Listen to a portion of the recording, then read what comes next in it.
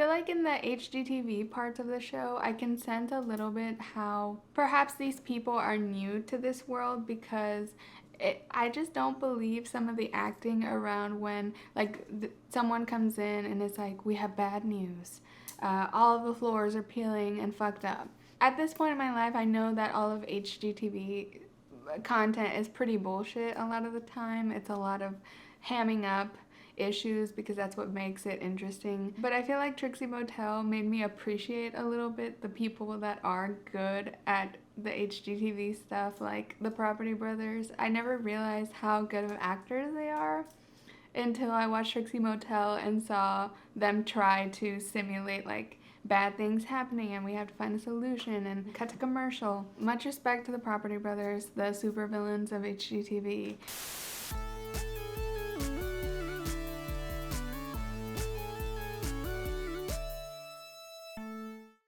Hello and welcome back to the Miscellaneous channel where we do miscellaneous things. I'm Zeleny. I typically cover TV, pop culture, internet trends, and other miscellaneous things on this channel, so subscribe if that's your vibe. So I took a little bit of a spring to summer mini hiatus this past week and it was very refreshing. I watched some critically acclaimed TV. Who? Me? I could not believe it.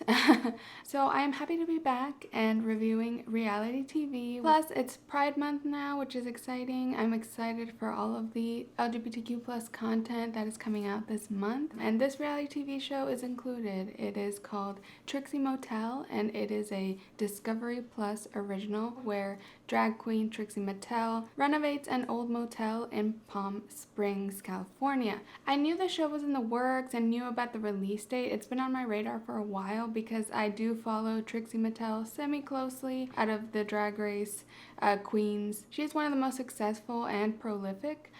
So I had heard about this and I was excited to check it out. I was not excited that I had to buy a whole separate Discovery Plus subscription.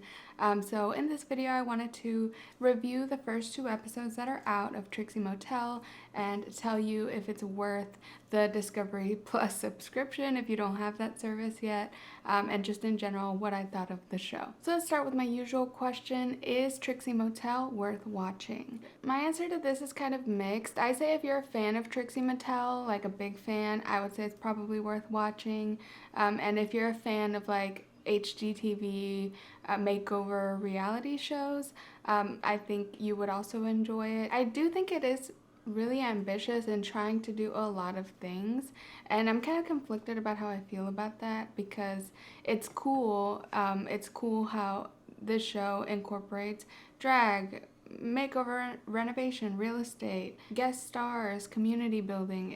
It does have a lot going on with it, but if you don't already have a Discovery Plus subscription, I don't know if it's worth it just for that. Discovery Plus costs about $4.99 a month with ads and I think $6.99 a month without ads, and it has a lot of the TLC and HGTV Food Network type of shows. So if you're into those, Discovery Plus is where it's at. But if you're not, I don't know if it's worth the subscription. However, it is a fun watch, and if you really want to watch it but don't want to get the subscription, I know episodes drop Fridays, but I don't know how many episodes total there will be and how many will drop per Friday, because this first Friday we got 2 episodes. So it's possible there will be like released in 2s, or it might just be single episodes. Who knows? That's kind of a pet peeve of mine with streaming nowadays. I feel like they never put clearly on the front like how many episodes are dropping when. At least Discovery Plus does say new episodes every Friday. But regardless, if you want to wait until the season's over, you can get a 7-day free trial of Discovery Plus. So let me first get into a little bit of the background of Trixie Motel in case anyone's unfamiliar. Trixie Mattel is a queen from RuPaul's Drag Race. She was originally on season 7 of the show, and then she was on season 3 of All Stars, which she won. She really took off, particularly as a duo with another queen named Katya. They both have a very popular YouTube show called They also react to stuff for Netflix. They go on tour together. They have a podcast, a book, makeup collaborations. They do a lot together, and this duo is probably the most famous out of the RuPaul's Drag Race franchise. However, with this duo, Trixie Mattel is truly kind of like the brains behind the operations. I followed a lot of their content. I kind of had my Trixie and Katya phase around 2018, 2019, and then I kind of like phased out of it. I wasn't following them as closely. I don't watch the YouTube show anymore. I feel like the only Trixie and Katya content I consume nowadays is their podcast, which I listen to sort of casually. I just like hearing them be more real rather than like their hammed up personas as much. But Trixie Mattel is truly an entrepreneur in every sense of the word. She has a very successful indie makeup brand, Trixie Cosmetics, that she promotes via her YouTube channel. Like, she's basically a beauty guru on YouTube to promote her cosmetics. She's also a singer and makes whole folk pop albums or whatever. She's a judge on Queen of the Universe. It's a lot. So this is her latest venture, and from watching the show, I learned that it is in partnership with her partner, David, and the Trixie Motel project is more of a joint venture with them too. I feel like on the podcast recently, Trixie was talking about hooking up, so maybe they were just open. I actually wasn't aware she was in a relationship at all, so I was kind of like, oh, David is there. I think she had talked about him before, like I remember in the past, but I feel like recently, once I got back into their podcast, she like doesn't mention him.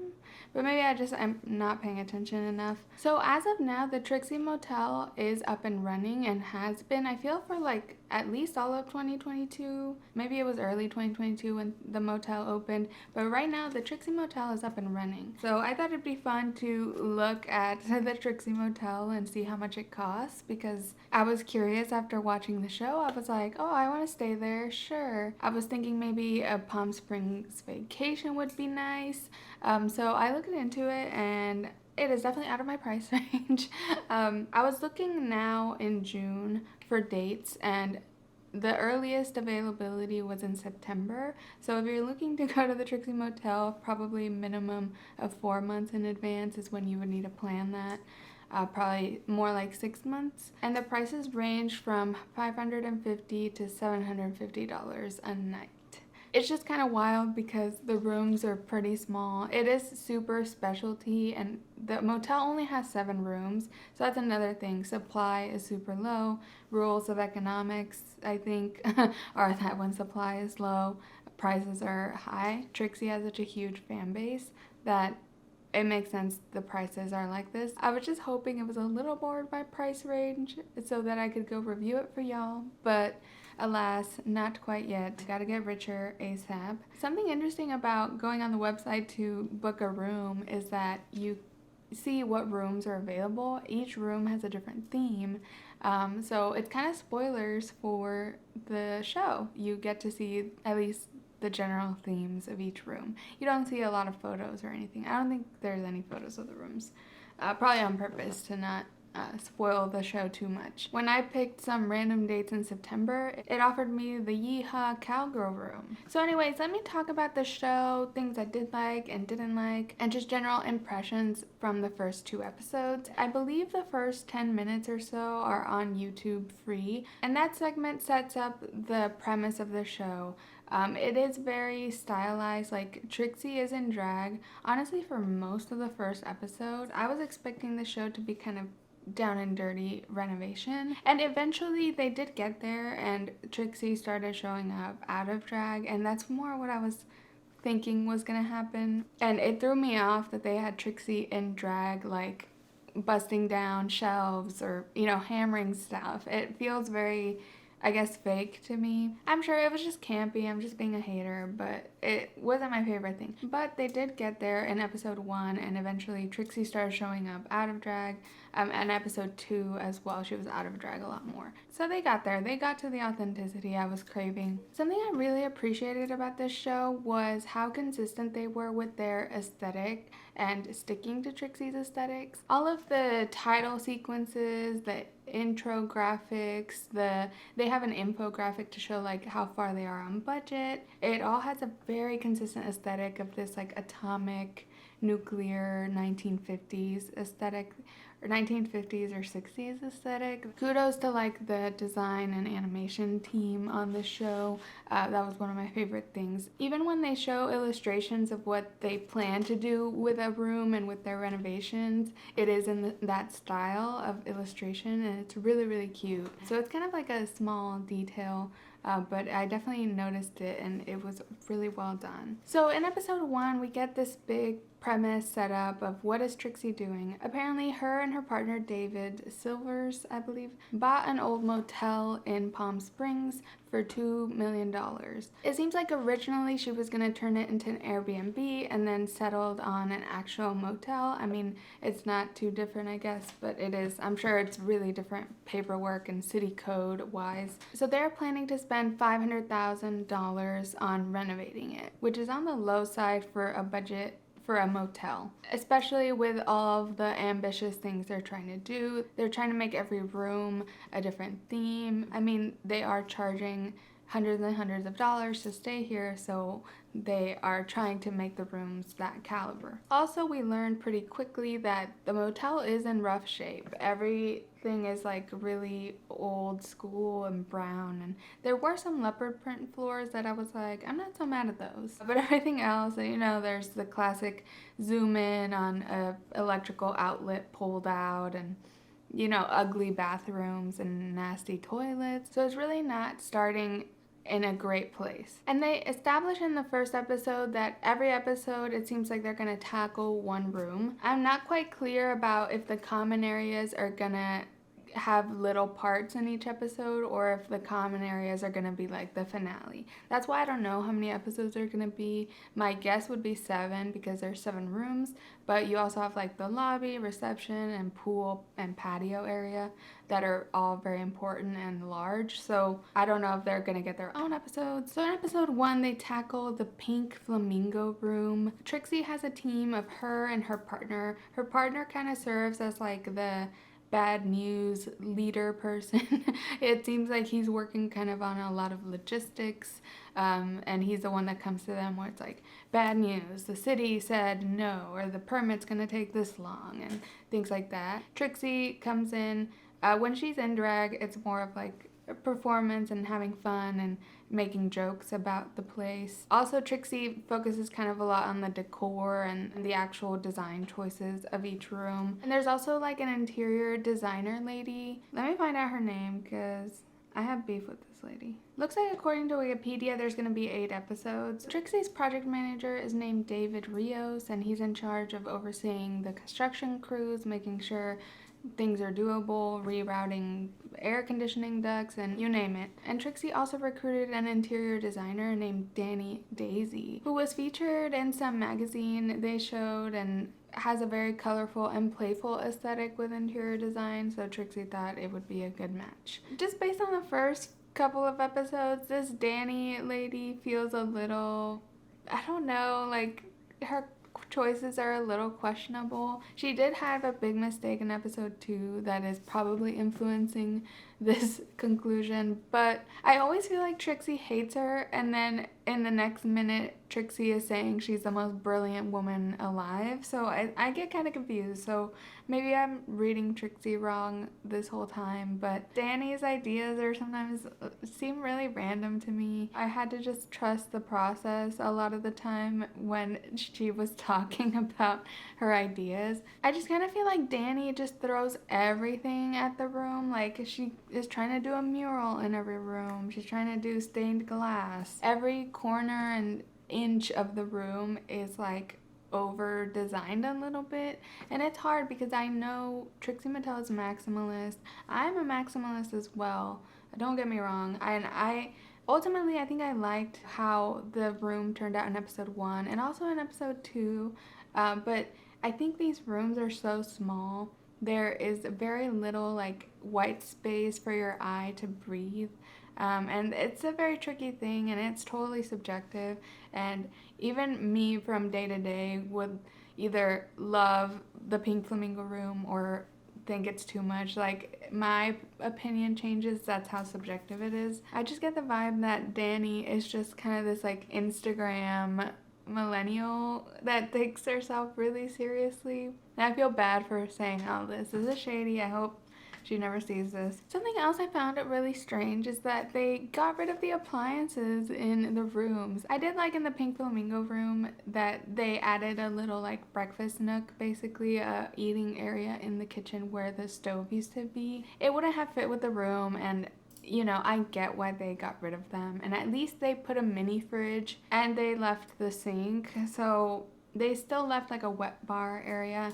But they took away the full-size fridge and full stove, and I was like, oh, like, it just probably would be too hard to find a pink stove and a pink fridge. Something I found interesting about both episodes is that they are matching the prints on the wall, so wallpaper to bed sheets, and then matching that to like the mugs in the kitchen, which creates a really beautiful through line with the whole room. Like, every room is so thought out and cohesive.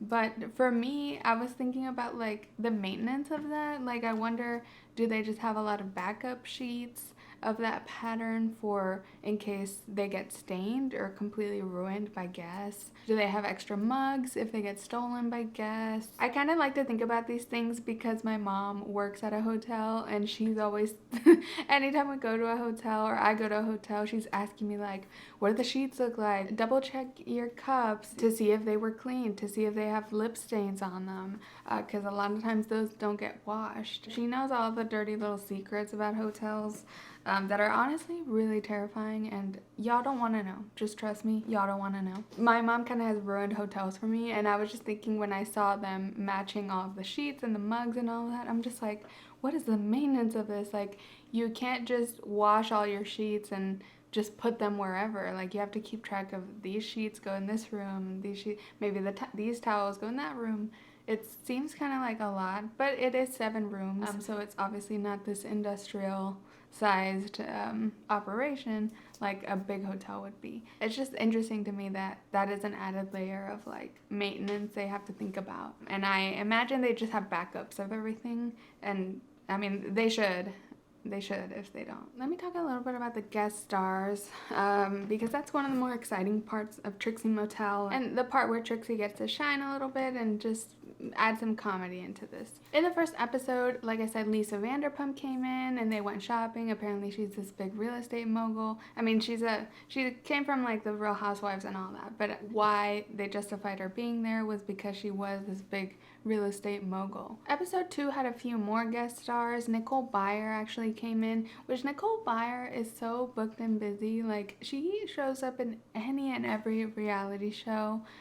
So good for her. And she came in and helped Trixie paint this 60s inspired love room. The room's name was Queen of Hearts, and it was this like psychedelic and hearts aesthetic vibe to it. Nicole Byer came in to help paint a heart, and then she also helped do a tufting thing to hang a mirror on the ceiling, because this is supposed to be the sexy couples room, and they wanted a heart-shaped mirror on the ceiling.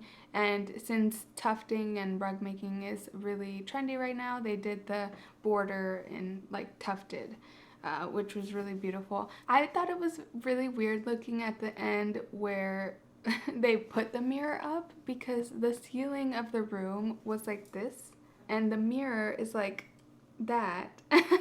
And it's also like pretty tall ceilings, like since they go up like this, it's not your regular like low room ceiling. So it kind of felt like the mirror was a little too far. Like, I know without my glasses there's no way I could see anything in that mirror. I don't know if it was like the best part of the room, and I think they just rolled with it because that was the plan. Regardless, the mirror itself was cool, and something that has been really cool about this show, and it seems like a very intentional move, is for Trixie to showcase, you know, local or smaller business artists. In episode 1, we had a stained glass small business that helped make a piece for them. They got a tutorial from a tufting artist. They also got this duo that makes cool painting like wall paint designs. It seems like Trixie or the production team is trying to really showcase, you know, and it seems like mostly queer as well, small businesses, which is a cool element of this. Also, a guest on episode 2 was Mo Hart from RuPaul's Drag Race. It looks like a lot of queens are going to be guests this season. Obviously, Katya is going to show up. Jada Essence Hall, which I cannot wait to see Jada Essence Hall on this. She's so funny. I'm obsessed with her. And also, I think at the end, they did a big, like, opening party for it that I think a lot of the RuPaul's Drag Race queens went to. So I hope we get to see some of the party, because I remember hearing about when they were going to that, or like seeing on social media that it happened. Hopefully that's a fun segment towards the end of the reality show. I like how the show incorporates sort of community building as part of it as well. That seems to be another important aspect of like integrating their new motel into the Palm Springs community. Also teaching a little bit about Palm Springs in general and history. In the first episode, we had the old gays from TikTok, which I was shook when I saw them. Trixie went to like a drag queen bingo night and the old gays were in the front, and I was like, they look so familiar, like where are they from? And then I was like, is that the old gays from TikTok? And then later they were like, the old gays from TikTok, and I was like, okay, it is them. They talked to Trixie later and they have a really sweet conversation. In episode 2 they had like a Trixie on the streets kind of style. I forget what that's called. That's called something. She was asking them what they want, like in a sexy room or in a, you know, romantic room, to get inspired for the theme of the Queen of Hearts room. There was like this banana guy that was so funny. He was on a one wheel. Every garment on his body had like bananas on it, and I just relate because I have a lot of banana stuff too, and I love the banana. So that was the show, and something that is interesting to me, I don't think it's a good or bad thing necessarily. I think it works both ways maybe, but something about the show is that it's really trying to do everything. Like it's trying to incorporate a little bit of everything, and it feels like a lot, but it does feel like